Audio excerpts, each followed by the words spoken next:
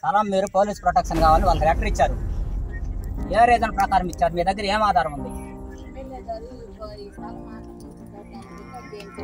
MLA గారు చెప్తే MLA గారు నన్ను చంపేయమంటారు, చంపేస్తారా? మరి చంపేయలేకపోతే ఇక్కడికి ఎందుకు వచ్చి దాన్ని స్వాధీనం చేస్తా? అది కావాలి నాకు. ఎమ్మెల్యే గారు చెప్పారు మీకు అంకయ్య అనేవాడిని చంపేయమన్నారు అని అంటే చంపేస్తారా? అందరూ వచ్చేసి నన్ను ఇబ్బంది పెడుతున్నారు. ఇది ఏ పార్టీ ఉంటే ఆ పార్టీ సంక్రాంతి పనులు చేసుకుంటారు. ఇది లేనప్పుడు ఆ పొలం ఎట్లా హ్యాండ్ ఓవర్ చేస్తున్నారు? నన్ను ఎందుకు అవమానపరిచినారు? కోర్టులో కేసు ఉందని కాగితాలు ఇచ్చింది. కోర్టు మీద గౌరవం మీరు లీగల్ గా దాని మీద ఆర్డర్ తెచ్చుకొని నా మీద చర్యలు చేసుకొని హ్యాండ్ ఓవర్ చేసుకోవాలా? అది ఈ ల్యాండ్ మీద మీ అప్పు ఎంపీడీఓగా నాకు చెప్పండి. ఎంపీడీఓగా మీ అరాజం దాని మీద. దేవల్ అంకయ్య, రాపూర్ మండలం పంగిలి. దౌర్జన్యంగా ఎంపీడీఓ గారు నా స్థలాన్ని ఆక్రమణ చేపించింది. ఎంపీడీఓ ఆ సమస్య మీద వచ్చా. భవానీ. మా కాలనీ వచ్చి 1984 సంవత్సరంలో అప్పటి కలెక్టర్ సుజాతారావు గారు చొరవతో సీలింగ్ ల్యాండ్ 100వ సర్వే నెంబర్ నుంచి 2.5 ఎకరా తీసి పేదలకి 29 ఇళ్ళు నిర్మించడం జరిగింది గవర్నమెంటు.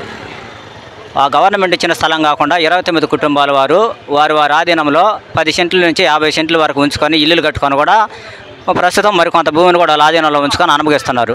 ఇదే కాకుండా ప్రభుత్వ భూములు కూడా ఒక కుటుంబం 5 ఎకరాలు 10 ఎకరాలు అడ్డగించుకొని తప్పుడు మార్గాల్లో కరెంటు తీసుకొని కూడా వ్యవసాయం చేసుకుంటున్నారు. ఇందులో భాగంగా 40 సంవత్సరాల క్రితం మా తల్లిదండ్రులు ఉన్నప్పుడే నా ఇంటి సరిగ్గా 5 సెంట్ల భూమి మా కుటుంబ ఆధీనంలో ఉంది.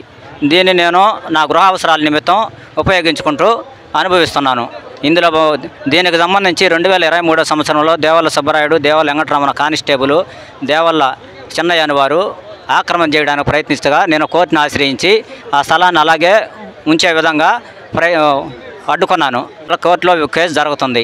ఇందులో భాగంగా ఒకసారి ఎంఆర్ఓ కూడా వచ్చి వీళ్ళు పెట్టే ఫిర్యాదుల్ని తీసుకొని ఎంఆర్ఓ గారు వస్తే ఎంఆర్ఓ గారికి విషయం మొత్తం చెప్పడం జరిగింది.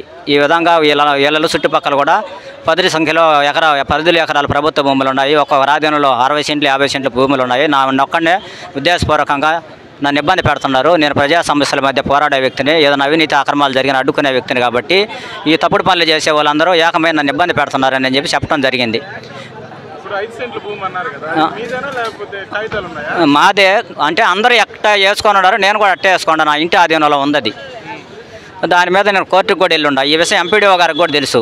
కానీ ఎంపీడీఓ గారు 7వ తేదీ 8వ నెల 25 ఉదయం 10 గంటలకి నేను ఇంట్లో లేని సమయంలో నేను వృత్తిరీత్యా తిరుమలలో పనులు చేసుకుంటుండగా ఎలాంటి ముందస్తు సమాచారం లేకుండా పోలీసులు 20 మందిని తీసుకొని సిఐఎస్ఐ రాపూర్ సిఐఎస్ఐతో వచ్చి జేసీబీతో ఆ స్థలాన్ని చదును చేసి దాంట్లో ఉన్న ఇటుకరాయి, ఇసుక, బొరలు లాంటి గృహ నిర్మాణ సామాగ్రిని మొత్తాన్ని ధ్వంసం చేసి చెదర చేసేసి అడ్డుకున్న నా భార్యని నిర్బంధించి సెల్ ఫోన్ బిరుక్కొని వేధించి ఇబ్బంది పెట్టి ఫెన్సింగ్ వేయబోయినారు.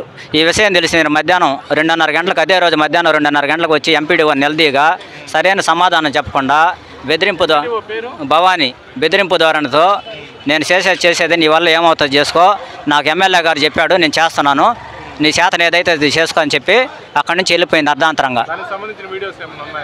ఉన్నాయి.